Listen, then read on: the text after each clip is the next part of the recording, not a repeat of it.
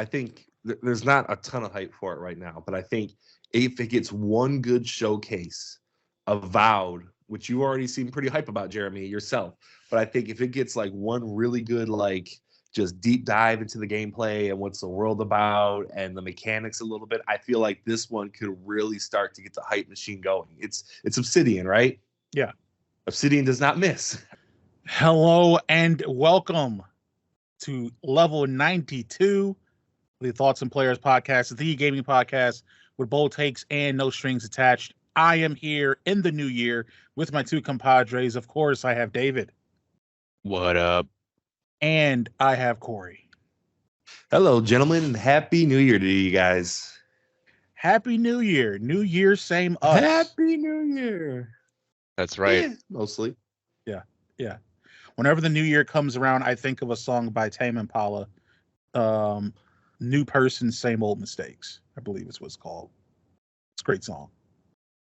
But we are in the new year, ladies and gentlemen, chickens, ducks, and hens. We hope you're joining us for this level of the pod. It is the New Year pod. That's right. First episode of the new year. Yeah. How are we feeling this evening, gentlemen?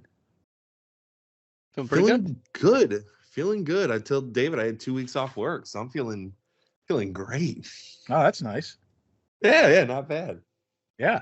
Means time's full of gaming, right? It has been. I'm so excited to talk about the games I'm playing for sure. Yeah. Well, hey, you know what? Can I jump into it? Yeah, all gas, no brakes. Let's jump right into it. Let's jump right into Let's jump right into it. What am I playing? All right, gentlemen. So Christmas was just happened. I got a little PlayStation cash, as a few gifts from people, and I spent that right away. There wasn't games I was necessarily looking for, but yeah, I had to buy a few games that were on sale. Huge winter sale. I think it's going to be going on for a couple more days by the time you hear this. But anyways, I bought 2 Dynasty Warrior-esque games. You guys are both Dynasty Warrior fans, right? Okay. Yeah. Yes. I bought anime versions of them because I like anime. So the first one, as this podcast knows, I've been into the One Piece card game a little bit, and I happened to see the One Piece Dynasty Warriors 4 on sale for $5, and I'm like, oh, okay, cool. I'll jump into that world. I like the card game, and I played that just a small amount so far, and that's been pretty cool. But the bigger one I got was I've been waiting for years for this to go on a huge sale. The Attack on Titan 2 Dynasty Warriors version. I really love the first one. The reviews for the second one were good. It was just like it repeats a lot of the first one. So I haven't played the first one since 2019, or maybe 2006. It's been a long time, and it was on sale for $30. I don't know what it is. Anime games don't go on sale a lot sometimes. Some franchises just never go low. But been playing that a lot. It has really cool movement.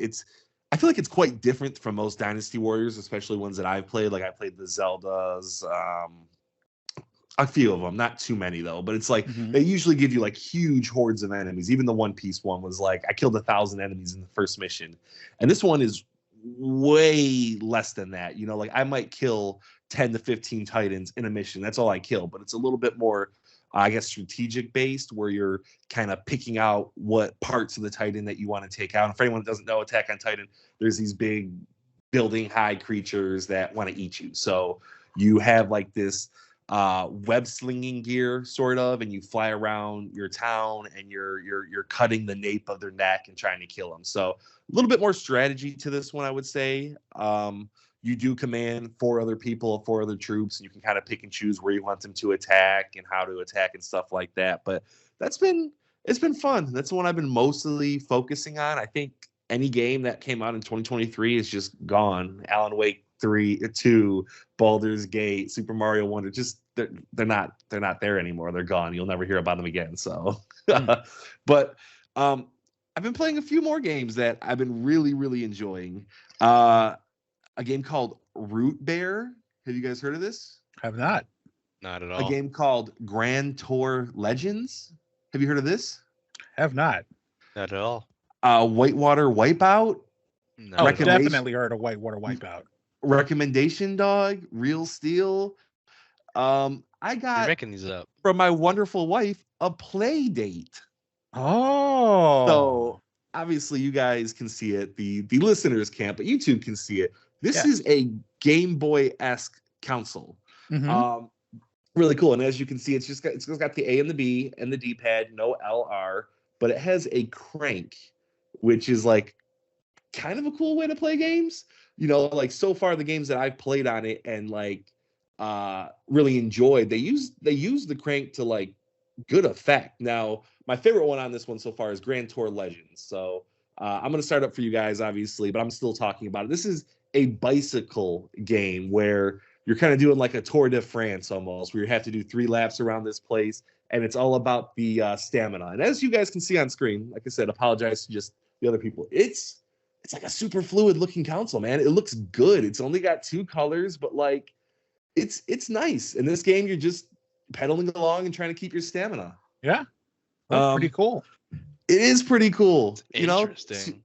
Yes, and that's the thing. Like, it's such an interesting little console that it's just like you're never going to have this as your main gaming console. You're never going to put away the Xbox, the PlayStation, but it's just a certain charm to it. 2 like anecdotes that I kind of like compared it to. It kind of feels like if WarioWare games were expanded, you know, because in WarioWare you get these little like 5-second bites of like a fun game and then you move on. This is kind of like if you hit 20 minutes of that game and tried to get a high score or try to beat a level. And it also kind of feels like if the Game Boy almost didn't stop making games and like people were still making it for it, that what it almost feels like. The one game on there, I don't necessarily enjoy it too much, but it's like a Pokemon-esque, but you're taking pictures of birds and you're capturing these pictures of birds, and that's what you're doing. And it's a little bit like an RPG, but not quite. But yeah, it's been fun. It's got a store on there. I can also download games from am I getting this right? itch.io. Is it just itch? Maybe itch.io. Like, I think. Okay, yeah. So you can download games wirelessly from itch.io and transfer them to Playdate. Celeste has a 1-bit version that I've been playing. It's been fun. It's not the regular Celeste, but it's fun and it works okay. Yeah. Something cool about this system is when you buy it, they give you 24 games. So every week they give you 2 games a week not for free. You bought the console, but they'll provide you 2 games a week until you hit 12 weeks. So every Monday, because I got it on Christmas, every Monday I have 2 more games to look forward to that, you know, I can't just buy from the store. I'll eventually get them. And it's been a fun little distraction. Pretty cool. The crank, while it is a gimmick, not all gimmicks are bad, and it works for this console. So yeah, the Playdate. Would I recommend it for anyone else? I mean, if you're into like really weird kind of funky things, yeah, maybe, but you know, thanks, wife. Is it kind of like a novelty type of thing, you think, or is this really like a option for if you just do want to just play something a little bit mobile that's not like a mobile phone game or something like that? I mean, you know, it's a little bit more than novel? It's so weird because like, why would you play this over mobile phone games? Like, obviously mobile phone games add a lot of stuff. They got good graphics, good music. This is just, I don't know. It's so unique. It's almost like if you want to play Game Boy, but not Game Boy games. I don't know. And it's, like I said, it's got a whole store and it's got a strategy game section. It's got RPG section. One of the other racing games that I'm thinking about getting look really fun and really intense. So, yeah, I'll probably keep you guys updated as I get more games and talk about it a little bit here and there. But yeah, it's cool. Cool. No backlight either, which is like a negative, but it's what like year is this? Right, but it's like that's what the Game Boy was. Right. That's true. Oh, yeah. That's what I've been playing. Little mixture of Dynasty Warriors and the small mobile games. Nice. Getting your Dynasty, your Mushu fighter fix in. That's a name. It's always great. Through anime. Mushu. Yeah, it's a great. I'll go next because I just have one game. Oh. You know, over the quote unquote holidays, I was sick for a little bit of that, so I wasn't able to get a complete great play time in with a lot of stuff. But I was able to play one game. That one game was Civ 6. I've been playing some Civ 6, so much so that I was able to get a couple of games in that I ended up just like playing to beat them, like completion. one winning in a domination and one winning in a religious victory, which I've never done before. I don't think I've done a religious victory How does in that Civ happen? before. Time, yeah, wow. Oh, you found a religion, and then ideally what happens is that you spread the religion to every single civ in the game. You get enough of their citizens to follow it at a high enough count that you just have a religious victory. So I Got it. forgot. Do you get to pick the religion? You do. Which Whenever you create your pantheon, you get to start building your religion, and then once you found a religion, you can pick. They have obviously like a lot of the more mainstream religions, and then you can also just create a custom religion if you want to with its own symbol or something like that, and then you just kind of go from there. What did you do? I think I just went. Is it Buddhism? No, I went Catholicism as Japan. Really? Yeah. It's pretty interesting. So yeah, I did that. For victory, I mean for the domination victory, which is your war victory, one that is Rome. So I mean, as you do. As you do. Yeah. I would recommend anyone that's getting into Civ, especially I think pretty much any Civ, but especially Civ 6. Rome's probably the best one to start with. It's they have a lot of good like beginner mechanics that civilization like helps work and expose you to before you use some of the more abstract ones, right? Don't start going for Genghis Khan or for Babylon right away. Like it can get a little bit weird. But yeah, that was pretty much the only game that I really played. And I was able to get a couple of victories out of it. That felt good. Got a couple of achievements on my Steam. That was a good time. Profile, so that's all good. But yeah, that's pretty much it for me. Awesome, man. Yeah. All right. So playing the usual too, but I have a question, guys. See if you can answer me this. So obviously Overwatch, all I do is play competitive. Now they have the competitive where you have to play the role that you queue for. And I always pick fill in. So whatever role I get, nice. I just play it, because Quicker I don't care. Exactly. I don't care who I am. I'm here to win. It doesn't matter. So in this role queue one, I cannot get out of Plat, okay? And all three of them, I just can't. But in just open queue, where all 5 people just pick whoever they want, and hopefully you have teammates that just want to win as well and work with you. That one, I've hit Diamond this season and last season, and I hit Diamond 4 this week, which is the highest I've been. I don't understand it. Why is it the one where you can literally be whatever you want is the one I'm higher in? But also, I beat a game. You beat a game. Let's try to guess, Jeremy. Let's try to guess. You want to try to guess? It had to be a short one. It had to be a short one, right? Like, there's no way he went from. He didn't complete Alan Wake 2. It's a long. It was Grizz. It was Grizz. I would have to think it's Grizz, right? Yeah, it was Grizz. All right, it was Little Nightmares. Really? Oh, yeah. Okay. Wow. How'd you like it? First one? Appreciate the gift. Right? Yeah, no problem. It was interesting. It has story without story, if that makes sense. Yeah. Like you get a sense of what's going on just playing the game, but there's no like cutscenes, there's no little narrating, dialogue. There's no nothing. And I thought that was very interesting. And it took me 3.5 hours to beat it, so you were right, short game. Right. Those credits were so long. I was like, how does it take this many people to make this short game? But they did well. They did well. I haven't hopped into Nightmares 2, but I do plan to do so. Okay, awesome, man. Glad to hear it. And for some reason, so that was already one game out of your resolution. Like exactly. And for some reason, Zayden's been wanting to play a lot of Apex lately, so I've been playing with him a lot. Nice Apex, buddy. Yeah. So about I want to go back to Overwatch real quick if I could. Okay. Yeah. Have you tried like getting a group together? Like I know maybe like you don't know anyone personally that like is that high ranking, but is there like a Discord or like message boards where you can be like, hey, I'm a pretty serious player. I'm best at this role. Does anyone want to like it's fives right now, like 5-on-5. Is there Yeah. nowhere you can go, or are you just not really interested in doing that?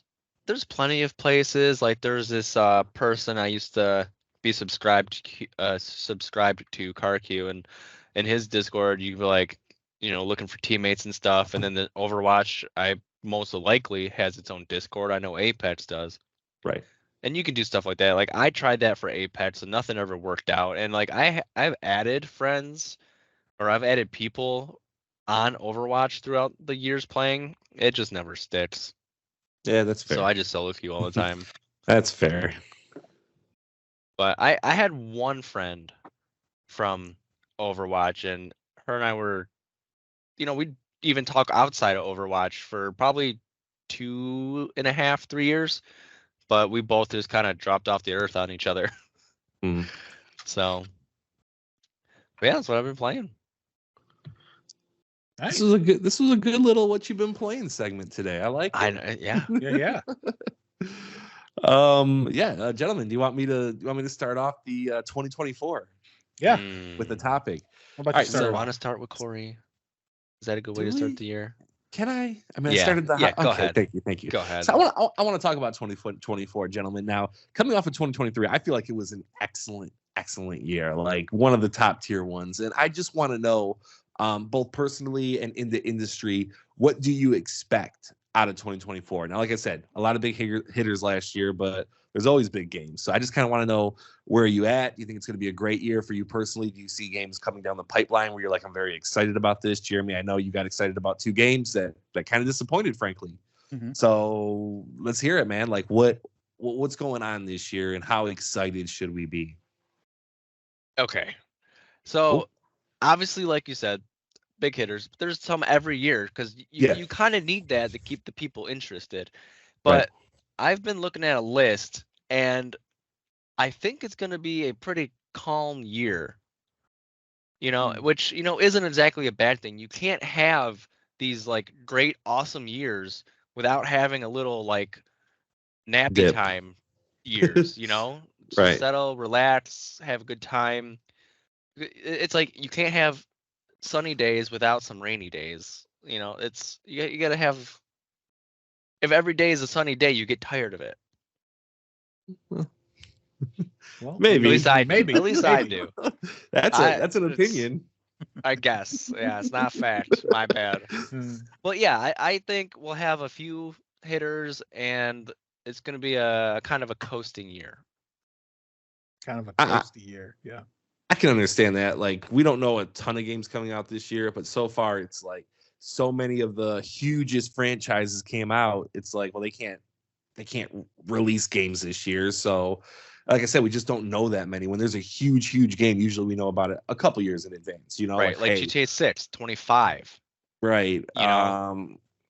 Jeremy's favorite, NCAA football, 25. Yeah. How about you, Jeremy? What's your opinion on all this? Here's what I'm thinking. I agree with David that it's going to appear, and in many respects will be more of a down year compared to the bonker year of 2023, which is why I believe from my gaming standpoint, it'll be great. It may be my greatest year yet. All right, I'm looking at some of these games that's coming out here.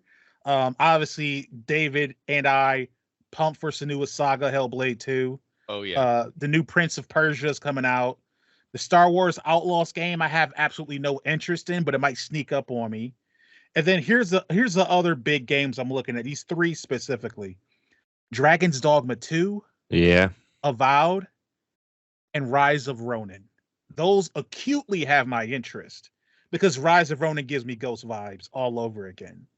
That's not even including what Like a Dragon Infinite Wealth. I love the Like a Dragon series, and that's next up in the saga.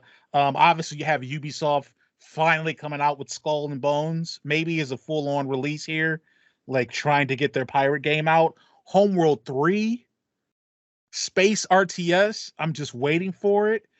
So yeah, this is more, I would say, obviously it's down. I'm naming these games and people are like, we don't know what the heck these are. Because the biggest ones are probably going to be what? Final Fantasy 7 Rebirth, maybe Tekken 8, as far as like what people know when you hear it. Right.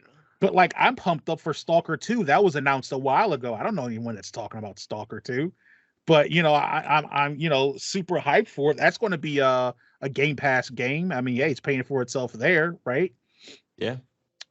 Yeah, I think that it is going to be more low key, but I think it's going to be a low key great year. I think when we look back 4 or 5 years from now, we're going to look at it as the down year, and people are going to try to compare it to that Shadow of Mordor year, but it's going to be better than that, and we're just not going to realize because it's like, oh hey, the 2023 was so crazy having Zelda and all these other games. Zelda came out and it didn't win Game of the Year. Like what? That's how crazy that year was. Yeah. So yeah, 100%. I think 2024 is going to line up to be a really solid year, and I just cannot wait for Avowed. That will be Elder Scrolls 6 light.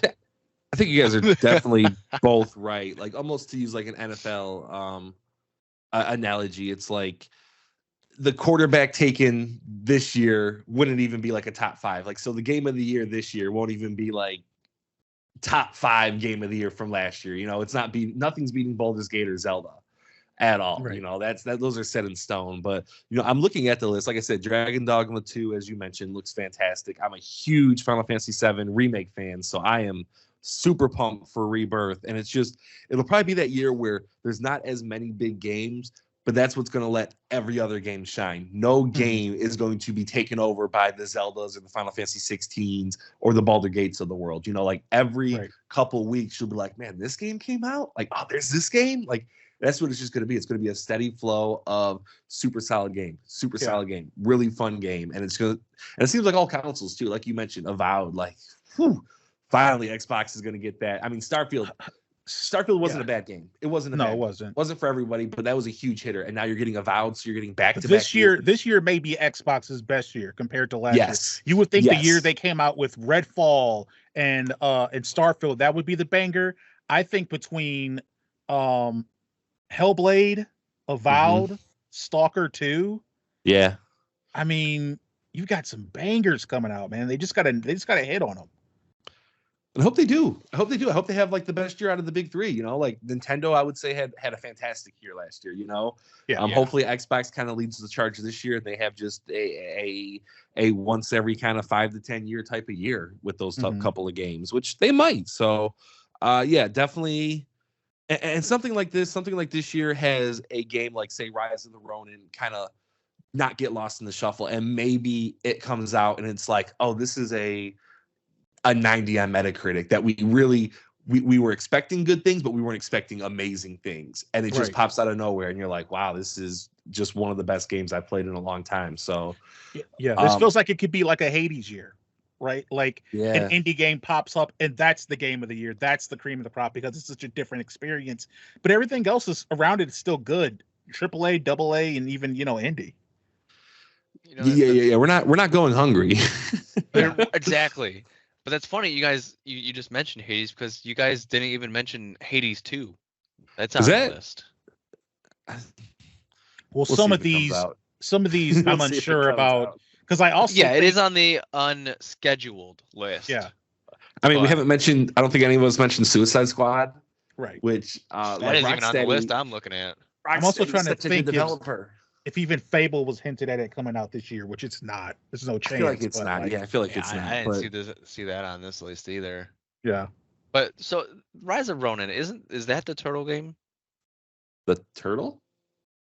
Yeah. Oh no, the Ninja Turtles.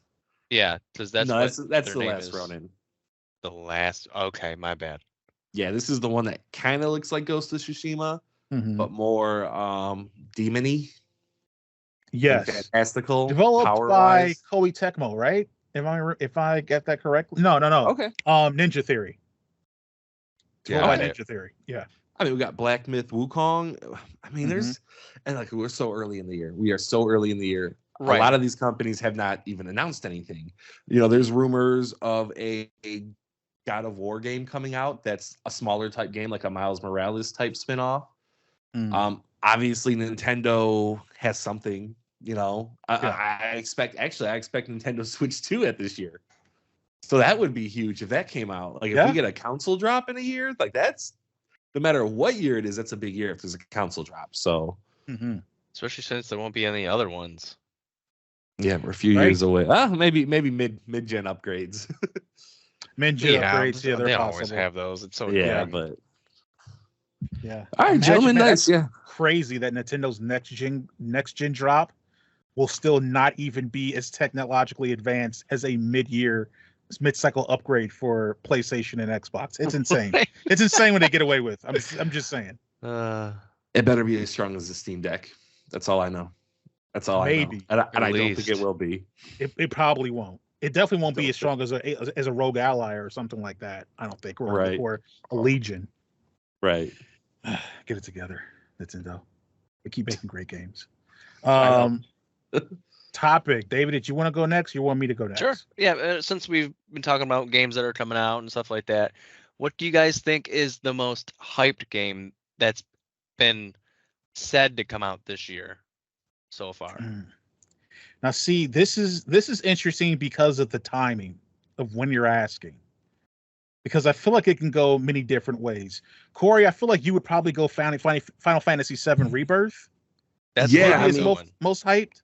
It's a tough question because hype ebbs and flows. Now, Final Fantasy comes out so early in the year. There's not going to be hype for Final Fantasy VII Rebirth in June. It's going to be forgotten to a certain extent. It's just not going to be thought of. So, this early now, going, I guess for sure, Final Fantasy VII Rebirth is, I think, the game where a lot of people are looking at, like, oh man, let's see what this is. Let's see how good it is based on the previous one. Right, and that's the one that kind of feels like it has everything around it. I don't know. What about you guys? Like maybe Star Wars Outlaw seems like it's getting a lot of publicity. I was going to say 7. Yeah. See, if I had to pick another one, though, I would probably go Skull and Bones. Because it feels like such a prove-it game for Ubisoft. And remember, Skull and Bones is supposed to be all the good piratey things that came with Black Flag. So if you're selling to everyone, hey, this is going to be Black Flag on steroids, guys, let's get into it.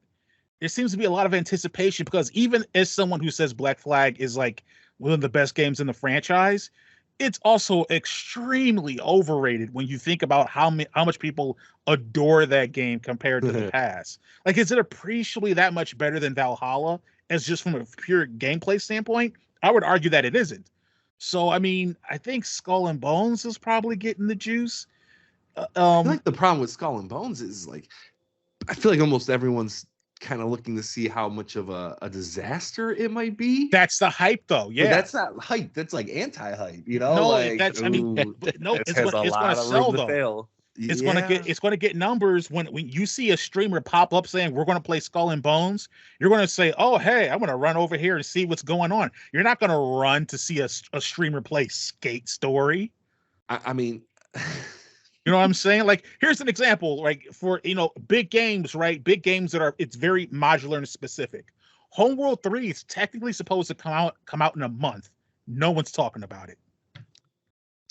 No one's talking about it. You know what I'm saying? So like I think if it's not 7, and if you're saying it's not Skull and Bones, then I probably am going Star Wars Outlaws because it's a Star Wars game. But I mean, that kind of hints into like a topic I have a little bit later in regards to, I feel like it's not as much juice as it would usually get. I mean, remember when Star Wars Battlefront 2, the new one from EA, was coming out, and like, Jedi Fallen Order or Jedi Survivor, like these newer ones, they said they had way more hype than Outlaws has right now. That's true. For most hype, I think there's not a ton of hype for it right now, but I think if it gets one good showcase, Avowed, which you already seem pretty hype about, Jeremy, yourself.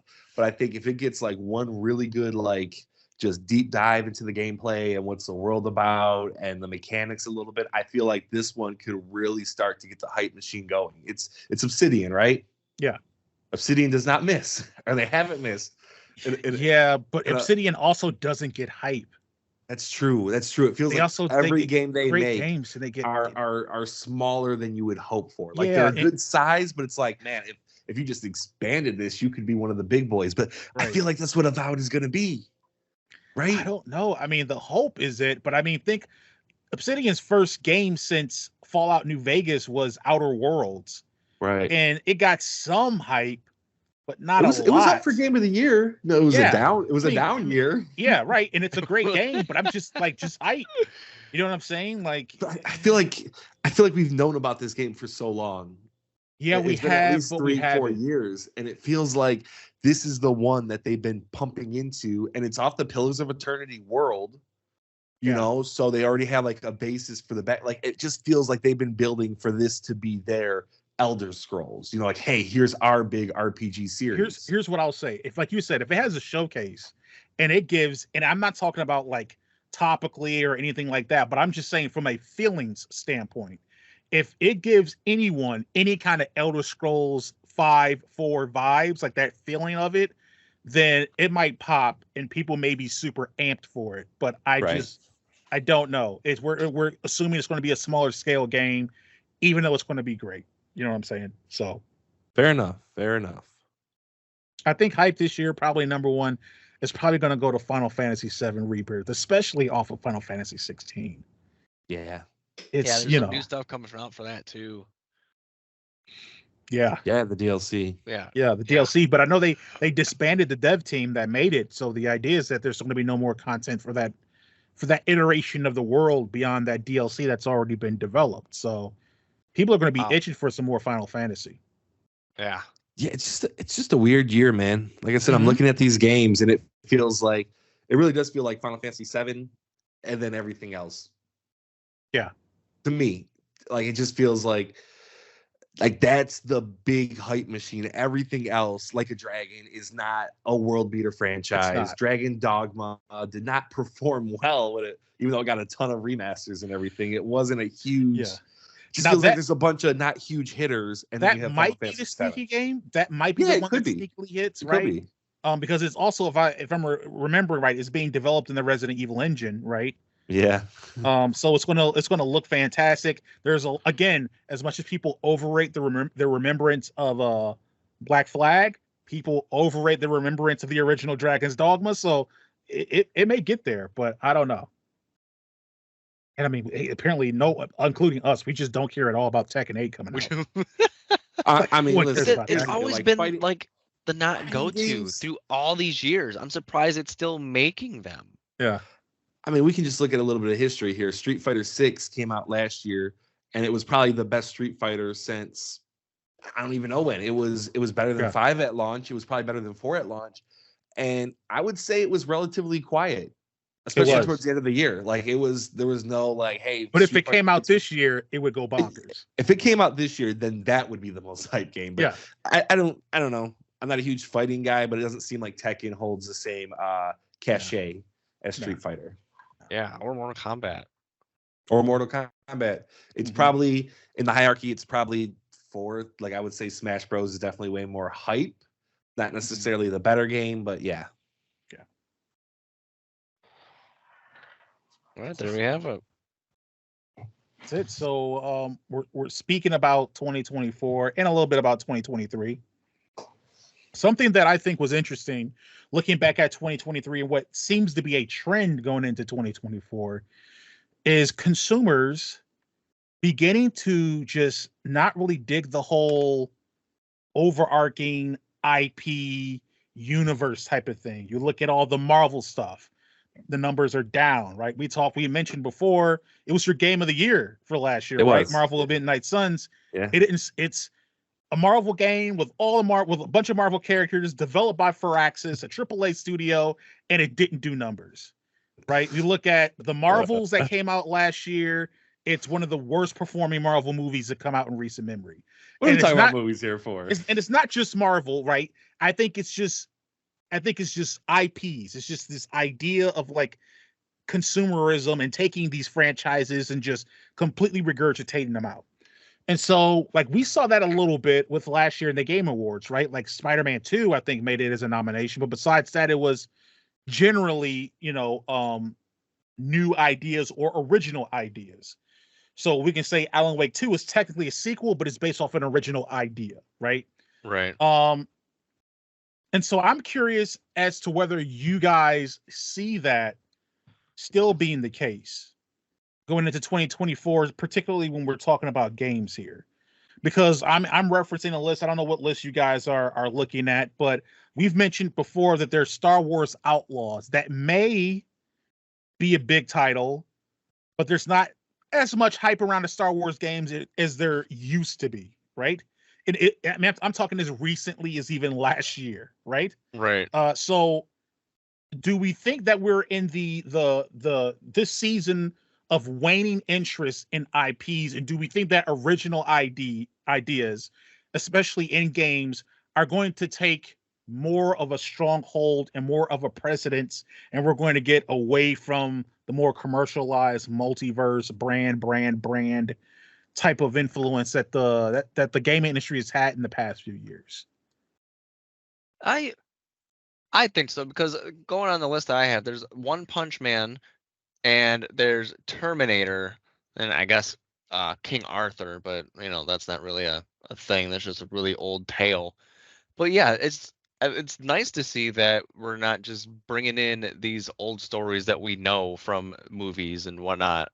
I want to see more, Ghosts of Tsushima and Last of Us and Alan Wake's, just nice new ideas, and not stuff I've seen on TV 100 times. Yeah. Jeremy, you'd make a great politician. You cherry picked the one game that did terribly, that had an IP. No matter what IP that game had, it was just a weird card battler strategy game. Listen, IPs are hotter than ever. I don't know what you're talking about. IPs are, listen, Spider-Man 2 is the fastest selling game in PlayStation history. That's an IP. That's an established IP. True. But something like Jedi. To pick on that, Spider-Man is Spider-Man. Okay. Yeah, fair enough. You can't defeat Spider-Man. Okay, but that's Suicide Squad's coming out.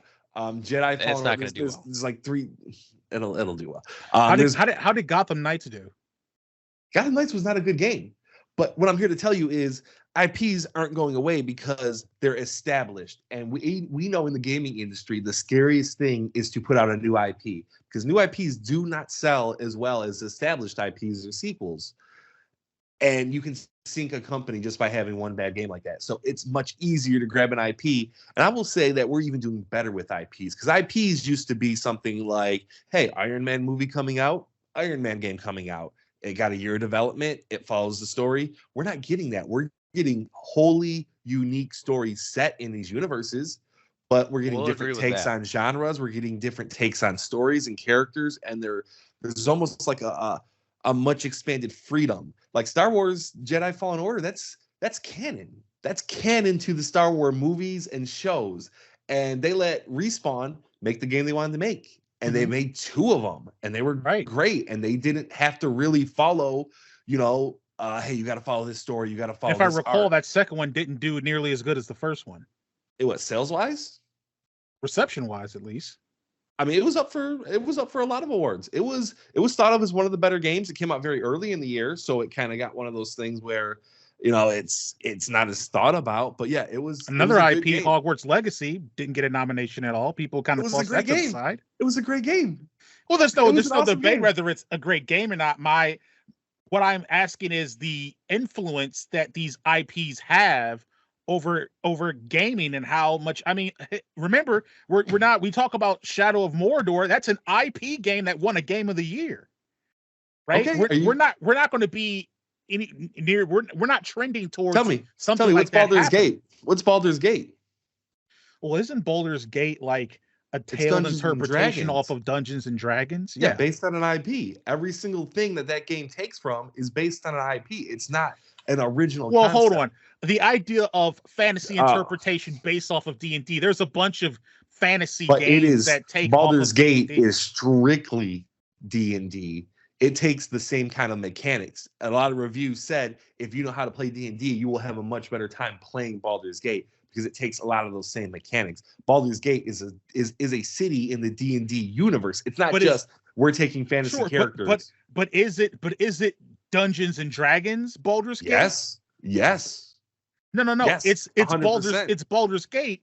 It could be based within that world, but it's not just strictly an overall IP of something. It is. Why didn't they stick with Divinity Original Sin? That was their own making. They could have done number 3 of Divinity Original Sin. It got great reviews. It's an IP. They knew it would sell well. Fans want it. People want IPs. I wanted to play an original Spider-Man game, and I got to play 3 of them, and they've been amazing. And I wanted to play a Wolverine game and an X-Men game in the future. And Star Wars fans are going to play those. And something like RoboCop just came out, and RoboCop got great reviews. And that's an IP. And people, I'm assuming it sold pretty well because people are that age where they remember RoboCop fondly, and they probably bought the game. And it's just, you're going to get a lot of misses. There was a King Kong game that was atrocious. There was a Walking Dead game that was atrocious. But the IPs in general are not, they're so much better than they have been. And people are just stammering for them. They want them. It's a cool world to jump into. I mean, wasn't some of the worst games of last year IP games? Yeah, I just named 2 of them for sure. Yeah, there was Gollum, right? Based on Lord of the Rings. Yeah. That was another terrible one. Yeah. Because IPs are safe, and you don't have to put as much effort to sell. But Gollum did. It did need to put more effort in because it didn't sell and it shut down that studio. But I wasn't there. This game it's so cheap though. Like, I understand business, make money, but like, we're gonna make this crappy game just so we can get some nice sales real quick and then do nothing. That's not everyone. And regular companies do that. They were just IPs getting low scores. And like, even though Gollum was a horrible, worst game of the year, like, it was still, at least it was a unique take. You're playing the role of Gollum. It's a stealth game. Like, that's a unique take, other than just, like I said, copying a movie or a book or a TV show, kind of like scene for scene. Those are fine, but no, IPs are hotter than ever, man. Hotter than ever. And they're not going away anytime too soon. And they're not. I don't think they'd ever go away. And I mean, you are right that they are very improved, because we went from the Harry Potter games on PlayStation that basically just followed the movies, like you said, and then now we have Hogwarts Legacy, which is its own world, doing your own thing and stuff like that. So I'm not saying like they're just bad, but like, just to have most IP games throughout the year instead of having original ideas or sequels to original ideas just seems moot. It's what the people want. People speak. If Hogwarts doesn't sell, then people don't want a Harry Potter game. I mean, I wanted it. I enjoyed it greatly. It was a fun game, and it was cool to go into that world. And had it been an original IP, I probably wouldn't have played it.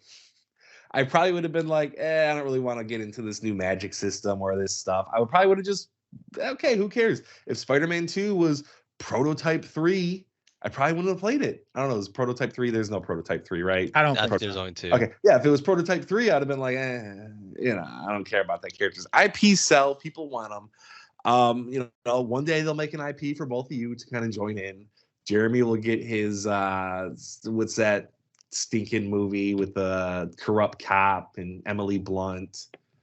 Sicario? Sicario. You'll get your Sicario game. Well, that doesn't make sense. They've made Narcos games, and I haven't played any of them. Okay, well, But I mean, I understand that take. I think a lot of those things you're saying with these games being successful kind of ignores like the Baldur's Gate game. Like, why did people play Baldur's Gate? Because it was an excellent game. Because it's an excellent game. I know there was a big surge when they found out a few things. And right. And these are all like different, like, because it's a great fantasy RPG. I don't know if they bought the game because it's D&D. I'm not saying that wouldn't, I'm just asking, impact. Why did Larian go from Divinity Original Sin, an IP that they owned and had full control over, and they probably had to pay? They didn't have to pay any royalties at all to Baldur's Gate 3, where I'm assuming whoever owns D&D, I think it's Wizards of the Coast. Or maybe they own it. I don't know who owns D&D. Whoever owns D&D, they definitely got something for Baldur's Gate 3. They got paid off to some extent. So why would Larian go to Baldur's Gate? Well, obviously, there's some read and a business decision that they have to make. For some reason, I'm not sure what exactly motivated them. But I'm just saying. Get there if you thought about it, though. But I'm saying to kind of posit the idea that Baldur's Gate's success is largely due to its tie to D&D and not any other possible elements. I don't know if that's 100% the case with that game. I mean, It's not certain 100%, obviously but with like it's a certain percent because I mean, they could have just made. Go ahead. with something like Spider-Man, it's obviously the draw is the Spider-Man IP. There's Right. nothing else. You know what I'm saying? Well, that's not true. It's a great game. But I mean, like, you're gonna like if you have an interest in Spider-Man, you're gonna play it because even the bad Spider-Man games did well, and there's plenty of bad Spider-Man games. But I think I don't know. I'm looking at the selections for this year and how last year went, and it feels like overall there has been a slight migration away from just tossing money at all these billion-dollar IPs that decide they want to license out a figure or a person or a place and crank out a game, and that's how it goes. It seems like there's a bit more of an intentional shift towards original ideas, or at least original ideas that are obscure enough to not be a complete pure rip from an IP, like it's labeling or titling or something like that. And I think that's kind of where we're heading, and I find that interesting because, I mean, IPs and big brands have kind of ruled the gaming industry for quite a bit. I think, you know, as soon as they started pumping money into the game industry, you saw a lot of things accelerate, especially when it came to like superheroes and different things like that. Like we talked about those bad Iron Man games, those bad Thor games, especially when the multiverse first got started. They were cranking them out left and right. And those are going away, which is a good thing. At least we thought it was good. And then Gollum came out and kind of ruined everything. But surprise, it's bad. Yeah, 100%. But yeah, that was my topic. Just kind of interested where we think it's going to be heading. I mean, and one can argue what a original idea is. Is Final Fantasy VII Rebirth an original idea? One could argue that it isn't, right? It's based on an original video game IP to begin with, so I think that separates it at least from the Marvels of the world. Yeah. You know, at least it came from a video game, so right, 100%. Right. Yeah. Alrighty. Is that everything? That's it for my. That's 2024 in a nutshell. We've hit everything we need to hit about 2024. Okay. Yeah. All right. We'll see you guys next year. We're gonna put this episode on repeat every week. You think so? Yeah. Why not? Well, I guess that means it's game time. Gentlemen, I've got a game for you. We've been doing a lot of Legally Guessing. That's a fun game, but we love Gamer League Greud. We love it. Starring Steve Harvey, of course. Yes. I don't know if he's in the studio today, but I'm in the studio. We have a topic with 10 answers. Gentlemen, whoever gets the most answers out of you two, 3 strikes and you're out, of course. 3 strikes and you're a loser. Get out of here. But I will just say really quick, to make sure this is more official, because we're upping the brand for 2024. Okay. Yeah, so I was able to do an AI 3D generated photo of Steve Harvey, and it is the thing of nightmares. I will send it to you. Oh my! It is the thing of nightmares. I'll send it to you guys, but you keep intro in the game. Okay, yeah. So, anyways, Gamer League Greud is Family Feud. You guys get 3 strikes and you're out. Whoever gets the most out of the 10 topics is going to be the winner. If there's a tie, I will expand the topic a little bit for the first one to get it. But, gentlemen, end of 2023. We've been talking 2024. I have the list of the top 10 selling video games, retail and digital, year to date 2023, from Circana.com. Are they reliable? I cross-checked them with GameSpot, and they had the same list. So I'm going to say yes, they're somewhat reliable. So probably not a perfect list, but yeah, we have 10 games on the list, the top 10 selling games of the year. Whoever wants to buzz in first. And I'm sorry, just to make sure I'm understanding correctly, this is from last year, 2023. Okay. I'll take a first guess. Okay. Top selling, obviously Zelda Tears of the Kingdom. Put it up there on the board. Survey set. Ding ding. Yeah. Number 3. Third Nice. best-selling game. David. I unfortunately am gonna have to go with Modern Warfare 3. Is it on the list? Survey set. Ding ding. Number 2. Alrighty. Stupid COD. 1-1. Well, let's see here. We've been talking about it. I have to assume it's up there. I'm going Baldur's Gate 3. It's got to be up there. Baldur's Gate 3 is on the list. Steve? Survey said. Hey. What your ass say? Oh. It is not on the list. I'm so sorry. Oh, wow. David, for a chance at the lead. That is odd. It's a pretty heavy hitting list, guys. Like Baldur's Gate 3 probably sold a ton of copies. It probably just missed it, to be honest. Yeah. I'm gonna You're also missing try number to play one. it safe with Resident Evil 4 remake. Resident Evil 4 remake. Survey said. Steve Harvey says, Oh, hell no. Alrighty. Well, I didn't want to go too, on the nose with anything, but okay. Last year it was big when it came out. It was forgotten because of a lot of different issues.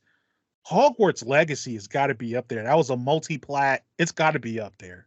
It feels weird that an IP would be on a top 10 selling list, right? Like with them dying and No, everything. it wouldn't. No, it Steve, wouldn't. is it up there? No one said they were Survey dying. said. Ding, ding. It is the number one selling game of the year. Yeah. It beat out Call of Duty. That's how very impressive for Hogwarts Legacy for sure. 2-1. Jeremy over nerds. David. You each have one strike. Yes. We have 1, 2, and 3 gone, and I believe everything else is up there. So Okay. Wow. Okay. This is difficult. Yeah. Did Mario RPG do well? Is that up there? let's see. Let's ask Steve. Steve. No way. Let's go to the bull. Terrible. Yeah. guess. What your I ass know. say? That's the type that the crowd goes. Terrible guess. Jeremy, for a I've only heard dominating good lead things. here. It's Yeah, good. yeah. Yeah, it's good. It's good. I mean, you only heard it from me, I think. No, multiple. Oh, really? Okay, Yeah. good. Yeah, it's a great game. Great game. Okay, I'm going with one that was another long-awaited one. As a matter of fact, there's an infamous moment because of how long it was waited for when someone licked the developers in the face and said, "Is this an April Fool's joke?" I'm going with Diablo 4 as a choice. Is Diablo 4 up there? Let's go to the bull. Ding ding. Of course it is. Yeah. Number 6. Okay. 3-1. David, you have 2 X's. I know. I'm bad at this. My timeline isn't even good in my own life. You gotta step up here. You gotta step up here. Oh, I know. What was last year? All right. Starfield? Is that a guess? Yeah. Steve, Let's go to the bull. do it to him, Steve. Ding ding. Number 10 on the list. You just snuck it. I skimmed by. Wow. You stayed alive. 3-2. Ooh. You're still alive, David. Jeremy, Starfield was number 10. number 10. Oof. I Man, it's, that's- it's big hitters. It's big hitters, guys. Big hitters. There were so many though. There was. Man, okay. See, I thought Diablo was really let me think here. What could possibly be? Now, again, we talked about Street Fighter 6 coming out last year. That's a big IP, but it was pretty. It was pretty. Not a lot of people talked about it. Right. Now wait a minute. I can't remember. Did I ever say Spider-Man 2? Is that your guess? Well, if it wasn't a guess before, it's a guess now. Spider-Man 2. Let's Ding, go to ding. the bull. Of Yes. course it was. Fastest selling PlayStation game. Number 4 on the list. We are at 4-2. David, you are on the edge, and you're Of about to glory. break. I That am. one. Honestly. I like how I went that way instead of your way. I'm very upset about this. You have number 5, number 7, 8, and 9. Yeah. 5, 7, 8, and 9. Wow. And they're a few of these are a little bit tougher. So Yeah, they have to be. Yeah. I'm out. This has been fun. Mortal Kombat 1. is Mortal Kombat 1 up there? I'm gonna look at that answer. Ding ding! It is David What? alive again. What? Mortal Kombat 1 is number 9 on the list. I'm skimming by. 4-3. This is Jeremy, ridiculous. you got to keep the pressure on. man. Yeah, I got to. And if Mortal Kombat 1 can make it, my thinking is that Street Fighter would have to be on there. I mean, it's way more of a beloved brand than Mortal Kombat. It's a risk, but I'm going for it. Street Fighter, are you on there? So Yeah, they say. for sure. It's not. Oh, hell Two no. strikes for Jeremy. I think Mortal Kombat's just more of like a dude bro game. You know, blood, violence. Yeah. I feel like it's bigger for that reason. Was 6 multi-plat, or was that just PlayStation this year too? I think it was multi-plat. Maybe Okay. PC, maybe PC and PlayStation. Yeah. David, I thought you were gone 2 turns ago, but I you have know. a chance to tie it up and put immense pressure on Jeremy. There are 3 games. They're all gettable. They're all gettable for sure. So, Right. Just dig deep. Oh. So it's games. I'm gonna assume not DLC. That's Because a fair assumption. There was some big ones last year. I know the Cyberpunk one did very well. Wow, this is. I see. The hard thing is I don't remember the first half of the year. It's hard. It's a blur. It is tough. Let's go with. I got nothing. Did Elder Scrolls come out last year? No. Did not. Okay, well, it's been fun. Oh, is that your guess? That was yeah. I got I'm nothing. I don't. And The hell was that? Well played. Well played. Jeremy, you have one. Do you want to try to guess the rest just for a little bit of funsies? I guess, yeah. So let's see here. We're thinking about this. Not a kind of huge IP, beloved studio. There's no way that Armed Core 6 is on there.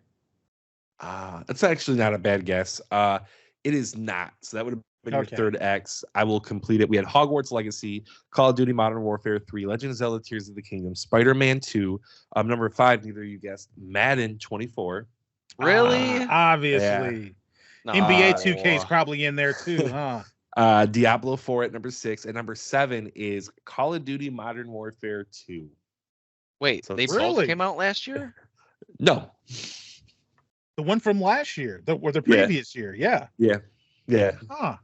2022 it came out. So I usually come out at the tail end of the year though. So yeah, they always come out in November. Yeah, so it sold enough to be in 2023's highest selling games. Number 8, another IP, you gotta love them, Star Wars Jedi Survivor. It sold like hotcakes. Yeah. And then Mortal Kombat 1 and Starfield. But Jeremy, hats off to you. You won this edition of Game Really Greud starring Steve Harvey. And that was Nightmare Fuel, that Steve Harvey. You saw them? I saw it pop up. Yeah. You sent it already? Let's see. There's actually 4. I just saw the one. There's 4 I just saw photos. the one. Let's see here. And all of there is just terrifying stuff. It's terrifying stuff. So oh God. Yeah. Oh God. It looks like when Winnie the Pooh became a free IP, right? And they made him horrifying, and then Mickey Mouse, he's getting a few adaptation. It looks like if Steve Harvey became a free IP and they made a horror movie based on him. 100%. I actually think our thumbnail will just be these photos. Please do it. Yes. Yes. What? Why? I don't. AI. That's what AI believes Steve Harvey looks like. And the prompt I entered was Steve Harvey smiling seductively in a suit. That leads us towards the end of the podcast episode. God, we're at final thoughts. So unsettling. It is. Is it burgundy? Is it burgundy suit? Yeah, I can't even look at it. It's so unsettling. Burgundy suit is really intense. We're at final thoughts, where we all can offer a final thought about something that can be related or totally unrelated to this podcast episode. So who would like to give their final thought first? I will volunteer. I will go. Ooh, okay. My final thought is that I think we've been talking about games in 2024. I've mentioned this in the top 5 strategy games, I believe. Homeworld 3 is the next thing that I'm jazzed up for. I've got a little bit of gift card change in the Steam account and the Steam wallet, and I think that's where I'm going to go with it. I could use it for the sale now, but I don't see anything that I have a lot of interest in. There's Anyo 1800, different things like that, but I think I'm going to save it for Homeworld 3. I'm super gassed up for it. So I'll report when it comes out and it gets a 67 on Metacritic. I'll let you know how it goes because that seems to be my fate now. But yeah, that's Listen, my final thought. I believe you. Like, you're not the type of person to be like really like, man, I'm pumped up. But you have mentioned this Homeworld 3 like 6 times this episode. Yeah. 6 times. Like you are jazzed for this. When does it come out? It's supposed to come out early February. All right. I'll be scouring for reviews and I hope you get a hit, man. I really do. Like, hopefully. City Skylines 2 has been slightly improving. Okay. Starfield is what it is. Right. What I'm gonna probably end up doing is just doing a Starfield review, kind of 6 months revisited, because I want to play that game some more in order to like kind of get like all my thoughts about it done. But that's supposed to have a plan for how they're going to proceed with the game. We'll see what they do though. But that's my final. And Homeworld is like a Civ type game, a 4X. It is a space RTS. So you build your base and you build your ships. You can customize how your ships look, and you go blow people up. Awesome. As I said in our top 5 strategy games video, Homeworld is about building and killing in space. So, looking forward to it. And it has a black captain in it. Oh, for sure, it's going to have a black captain in it. There's enough room for him. Hey, it's in space. Everything else is black. Why not make the captain black, huh? Okay. My final thought is I mentioned to you guys before this show, Humble Monthly. So Humble Monthly is like a little thing where you go to Humble Bundle and you pay $12 a month and you get a selection of their games. So this month is actually my game of the year. It's Marvel's Midnight Sun. And I think for $12, you cannot go wrong with that game. I was just about to rebuy it on PlayStation for $30. I had really thought about it. And with this $12, you also get 2 Point Campus, which I have not played that, but I think the 2 Point games are somewhat highly regarded as kind of like fun building I haven't simulation played 2 Point type Campus games. yet, but 2 Point Hospital is really good. Yeah, it does a little bit of humor with it as well. So good British humor. Yeah, the best humor for sure. That's a thing. So you get both those games for $12, and I think they have 4 or 5 other games with it. The other ones aren't as highly touted, but something like Origami 2, I think, is on there. Origami? Origami. Well, you didn't say anything about Origami. Is that something you're interested in? Absolutely not. But let's try to make it seem like it's something big. They have a Hotline Miami type game on there that's supposed to be roguelike. So if you listen to me and you follow the type of games that I like, Marvel Midnight Sun is amazing. 2 Point Campus, all this for $12. You can get it for 1 month, canceled. $12 for like 6 games. I would go for it. I am gonna go for it. So, do you keep those games forever? Yeah, I haven't subscribed to it a lot, but what they do is they send you Steam codes for each game. Got it. And you get them right on your Steam profile. Interesting. Okay. My final thought is, I told you guys about it earlier. But I want to reiterate to the listeners. So when I was however old when the first set of Pokemon came out, I pulled a Charizard from the pack. I was hyped. I was excited. My brother cried because he pulled Zapdos. Good times. And great times. My son, he got cards for Christmas, and he pulled his own Charizard. That's awesome. So I'm glad that he did something I did at around the same age, and he was just as excited for it. And it's nice to see as a parent who does those things, because both my parents are like, why am I spending money on cardboard? Yeah. You know, fair, yeah. I'm here like, yeah, let's go get more. Oh, yeah. Well, yeah, that's my final thought. You run up and yell, it's a holographic, and they're like, I don't know what that means. It's holographic, it shines. It's got foil on it. We have foil at home. I'm very excited for those moments, man. It's very nice. Well, that's awesome.